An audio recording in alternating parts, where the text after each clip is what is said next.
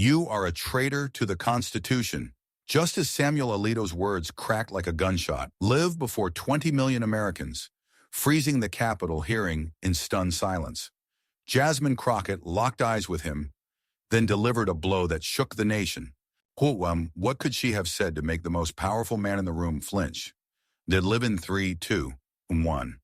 The national broadcast cuts to the U.S. Capitol, its marble steps overflowing with people. Signs wave high, reading "Justice for All." Pocket-sized constitutions glint in the winter sun. Drums echo somewhere down the block, mixing with the restless murmur of a crowd that knows today might change history. A black SUV rolls to a slow stop at the curb. The rear door swings open. Jasmine Crockett steps out in a sharp red blazer that slices through the gray like a flare. Her eyes don't wander, locked straight ahead on the hearing room.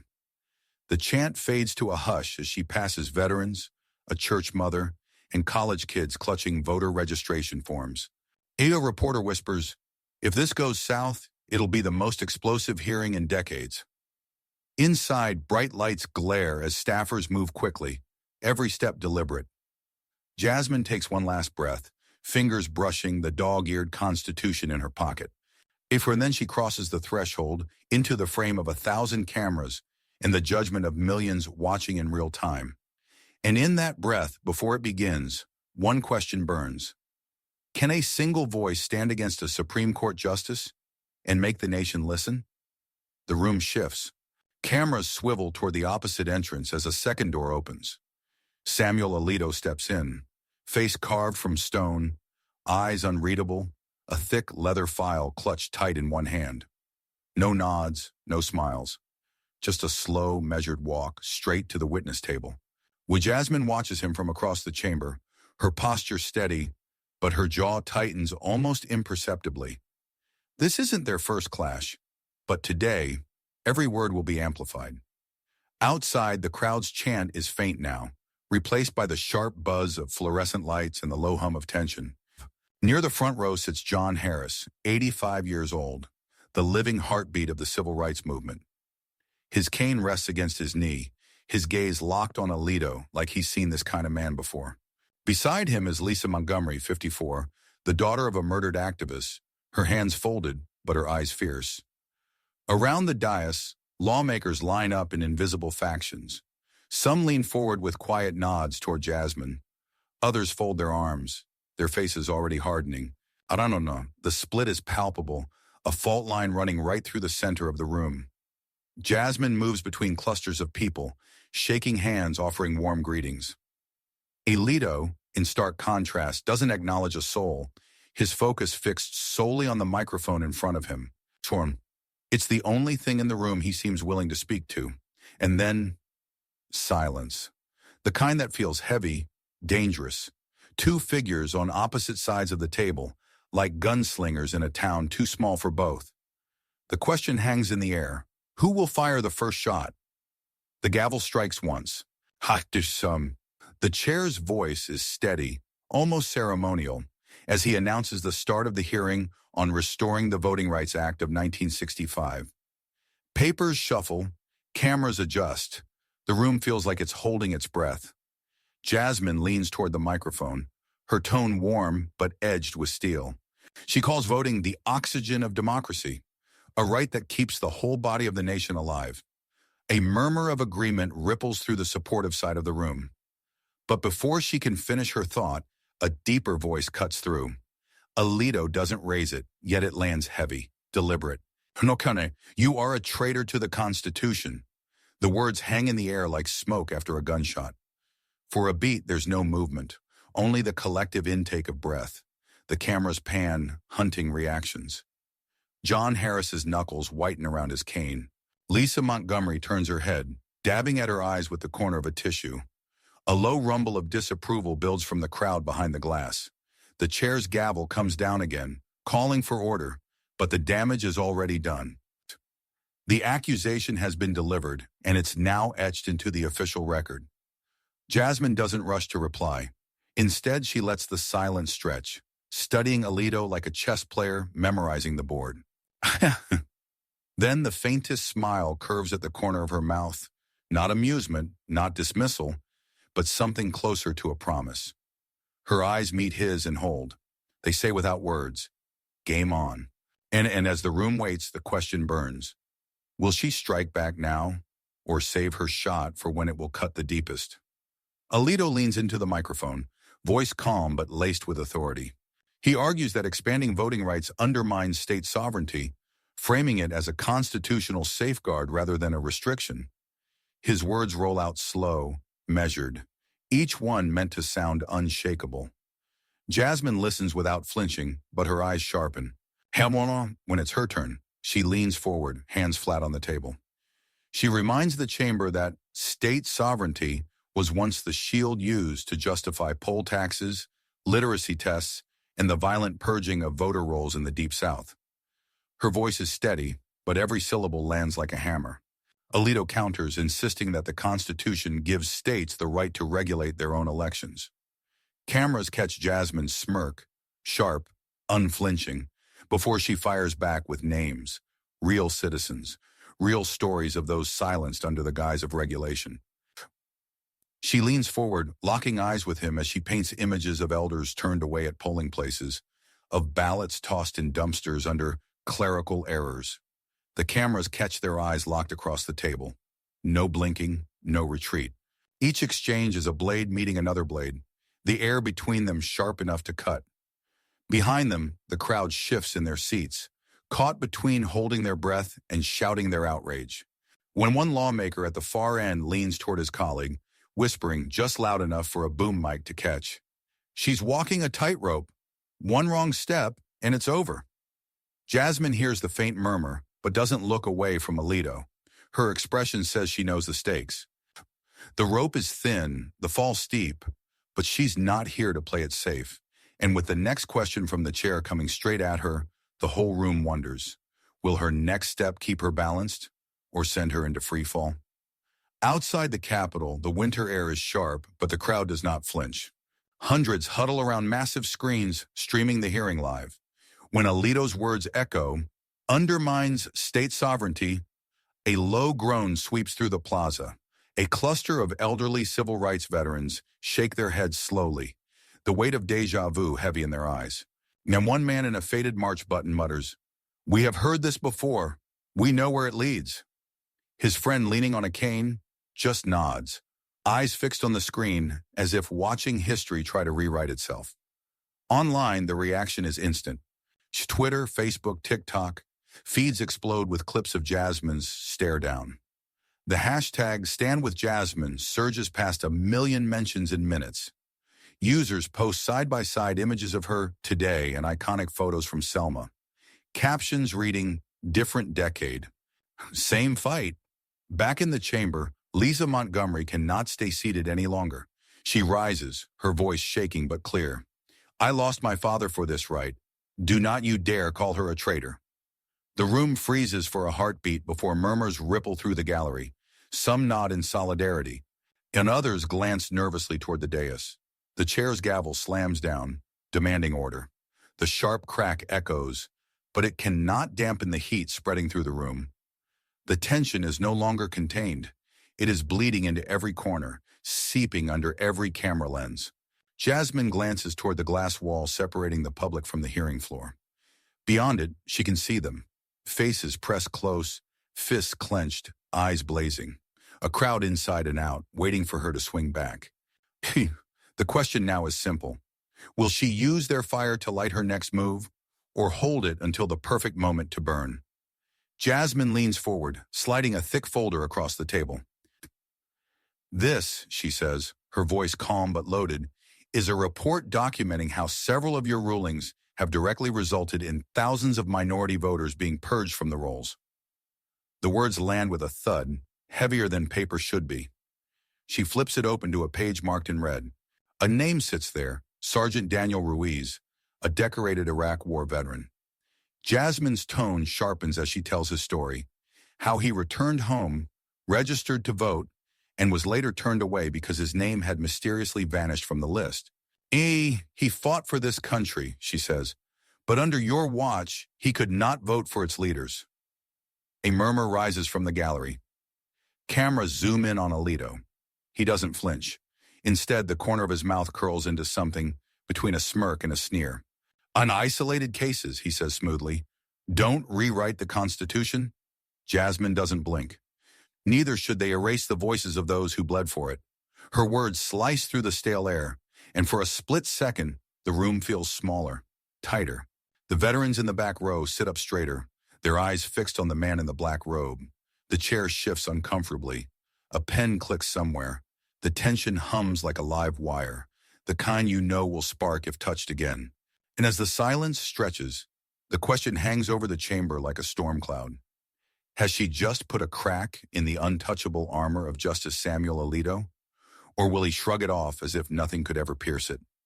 Jasmine's eyes scan the gallery, then land on a figure in the second row. Mr. John Harris, she says, her voice carrying both respect and intent. Would you join us? The room shifts as the 85-year-old rises. His cane taps softly against the floor, each step deliberate, each one echoing like a drum beat from another era. Every head turns to watch him cross the room. Some see an old man, but others see the living memory of battles fought in streets and on bridges. He reaches the microphone, steadying himself with one hand. The chamber falls into a deep, reverent silence. On March 7, 1965, he begins, I walked across the Edmund Pettus Bridge in Selma. His voice is rough, but it carries. We were met by state troopers. They beat us with clubs. I felt the bone crack in my arm. Blood ran into my eyes so thick I could barely see. The big screen behind him flickers to life. Black and white photos appear. John is a young man, face streaked with blood, being dragged by two officers. Gasps ripple through the audience. Even the chair leans forward, as if pulled in by the gravity of it. John pauses, letting the images breathe. We march for the right to vote, for the right to be heard. And now, decades later, I sit in this room and hear a Supreme Court justice call a woman defending that right a traitor. He turns, slow and deliberate, locking eyes with Alito. The cane in his hand is still, but his gaze is unyielding. Tell me, Justice, are you defending the Constitution or your own power? The words hang there, heavy and unblinking. All that remains is to see, will Alito answer, or will silence speak for him? Jasmine's gaze shifts from John Harris to another face in the gallery. Ms. Lisa Montgomery, she says softly, would you share your story? Lisa rises slowly. She doesn't bring notes, only the weight of memory. Her hands tremble slightly as she grips the edge of the podium, but her eyes never waver. All right, my mother voted for the first time in 1972, she begins, her voice catching. She was so proud. She wore her Sunday dress, brought me with her, and told me, this is what freedom feels like. She swallows hard, the sound almost audible in the stillness. That night, she never came home. She was shot in the parking lot of our church by men who said she didn't belong at the ballot box. Gasps ripple through the room. A few in the crowd lower their heads. Others stare straight ahead, blinking fast to hold back tears. Lisa's voice steadies, sharpens. Ari, calling her a traitor, calling Jasmine Crockett a traitor, is calling all of us traitors. Every person who ever fought, bled, or died for the right to vote. A conservative lawmaker shifts in his seat and tries to interrupt. This is not relevant. But before he can finish, the gallery erupts. Let her speak, someone shouts. Applause breaks out, joined by a chorus of angry voices until the gavel slams hard against the block. Lisa doesn't flinch. She leans closer to the mic. You don't have to agree with me, but you will not erase us. Not here, not today. For a moment, no one moves. The images of her mother, of John Harris's bloodied face, of every untold story seem to hover in the space between them. The question lingers in the heavy air. Has she pierced the stone hearts in this chamber, or will they turn to granite and shut her out once again? The room is still buzzing from Lisa's final words when Jasmine turns her chair, fully facing Samuel Alito. She doesn't speak. She doesn't move. Her eyes lock on his like steel pins, and the silence spreads through the chamber like a slow, creeping tide. At first, Alito meets her gaze, trying to match the stillness. But seconds drag on, and the weight of that unblinking stare starts to press in. His fingers shift against the edge of his folder. His jaw tightens. A faint tap of his shoe betrays the impatience simmering beneath his polished composure. The gallery senses it, the balance tilting. A reporter in the front row leans forward, pen frozen above paper. The hum of cameras seems louder now, capturing every flicker of expression between them. Finally, Jasmine leans into the microphone. Her voice is low, but it carries. She lifts the worn little booklet from her pocket, the gold letters on the cover catching the light. Is what the Constitution looks like when it's alive. The words are not shouted, but they hit with the force of a gavel. For a heartbeat, there's nothing. Then the room explodes in applause. People rise to their feet, clapping hard enough to drown out the chair's half-hearted calls for order. Outside, the cameras catch the crowd in motion, fists pumping, voices thundering, "Justice for all!" The chant rolls through the plaza like a wave hitting shore, growing louder with each repetition. Alito sits back, eyes narrowing, but the noise is beyond his control now. This isn't just a hearing anymore. It's a rally, a reckoning, a storm gathering in real time. The wave has formed. The only question left is whether it will sweep through the Capitol's walls or crash against them and break. The chamber hasn't fully settled when Alito leans into the microphone again. His voice is smooth, deliberate, as if reciting from a script he's carried for years. The Constitution, he says, is best defended by ensuring that states retain the right to set limits on voting access. Boundaries protect the integrity of the system. The words hang like a closing statement, final, unshakable. But Jasmine leans forward, elbows on the table, her eyes locked on him. Limiting is not protecting, she says, each word measured, cutting through the hum of the room. It's suffocating democracy. The crowd shifts, the air thick with the push and pull of their duel. Alito's jaw tenses, but he doesn't look away. Democracy fails, he counters, when its foundation is compromised. Jasmine doesn't blink. And it fails faster when those in power decide who gets to stand on that foundation. The exchange is no longer about laws on paper. It's about control, about whose vision of America will outlast the other. Every sentence is a strike. Every pause, a calculated step in a fight neither is willing to lose. Outside the chamber, the crowd leans toward the giant screens, holding their breath. Inside, reporters' fingers hover above keyboards, waiting for the next blow. Two figures sit across from each other, the distance between them heavy with everything that has already been said and everything that can't be taken back. They are past the point of retreat. There is no safe middle ground left. And in the silence between heartbeats, one truth is clear. The next move will decide who owns the room. The only question is, who will strike first? Jasmine reaches into her blazer and pulls out a worn pocket-sized Constitution. The edges are frayed, the cover softened from years of use. She holds it up so every camera, every spectator can see. We the people. Her voice is clear, resonant, echoing in the high-ceiling chamber. She lets the words breathe before leaning forward. It doesn't say, we the wealthy. It doesn't say, we the powerful. It says, we the people. And that means every citizen who refuses to be erased. The sentence cuts through the room like a bell tolling, simple yet impossible to ignore. Her gaze sweeps the chamber, locking eyes with allies and opponents alike. If the Constitution only serves some, then it serves no one. The moment we decide who counts and who doesn't, that's the moment this book becomes a relic instead of a promise. Then, without breaking eye contact, she slams the book down on the table. The crack of leather on wood snaps through the air, sharp enough to make a few in the gallery jump. Wakuri, the sound hangs there, vibrating against the marble walls. No one speaks. Even the chair sits frozen, gavel poised midair. All eyes are on her, but she's looking past them, past the chamber, past the cameras, toward the glass wall at the back.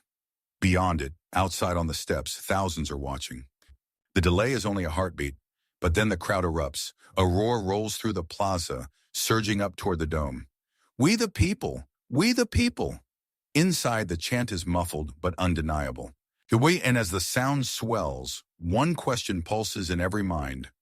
Will this wave crash through the doors and change everything? Or will it die at the threshold? For a long beat, Alito sits perfectly still, the noise from outside pressing through the walls like a living thing. Then without a word, he rises from his chair. The legs scrape the floor, a sharp, grating sound that makes several heads turn. He gathers his leather folder, tucking it under his arm. As he turns toward the exit, the chant bursts from the gallery. Shame! Shame. At first it's a ripple, then a rolling thunder that fills the chamber. Alito keeps his eyes forward, walking the narrow aisle toward the double doors. Cameras pivot to follow him, their lenses capturing every detail. His rigid shoulders, his tight jaw, the flash of irritation breaking through his practiced calm. The doors swing open, and suddenly he's in the hallway. The noise changes here. No longer a roar, but a hollow echo against marble. You know? The corridor is empty except for the hum of the overhead lights and the click of his shoes on polished stone. Back in the chamber, Jasmine hasn't moved from her seat. She exhales slowly, a breath she's been holding for what feels like hours. Her hands rest flat on the table, steady, but her eyes glisten, half with relief, half with the weight of what just happened. The chair clears his throat, shuffling papers to fill the space. Ahmad, but the energy in the room isn't his to control anymore. It belongs to the crowd still chanting, to the cameras still rolling, to the moment that will be replayed in living rooms across the country tonight. And as Jasmine finally looks toward the back of the room, her gaze seems to search for something beyond the walls. Victory? Maybe, but deep down she knows. This might not be the end at all. It might only be the opening round of a much longer war. By nightfall, the moment has already gone national. Every major network runs the same clip. Jasmine Crockett holding up that battered little Constitution, her voice steady as she says, "We the people." The footage loops on cable news, floods social media, and flashes across the phones of millions who didn't see it live. On local stations, anchors replay the slam of the book against the table in slow motion, the crowd outside erupting in sync. Commentators frame it as the kind of moment that doesn't just make headlines, it makes history. In living rooms across the country, especially among Americans over 50, memories start bubbling up. Viewers write in, recalling their first time voting, some in segregated towns, others in the wake of the Voting Rights Act. Ari, a retired teacher in Georgia, posts a photo of her 1968 voter registration card, captioning it, "For the ones who came before me, and for the ones who come after her, stand with Jasmine."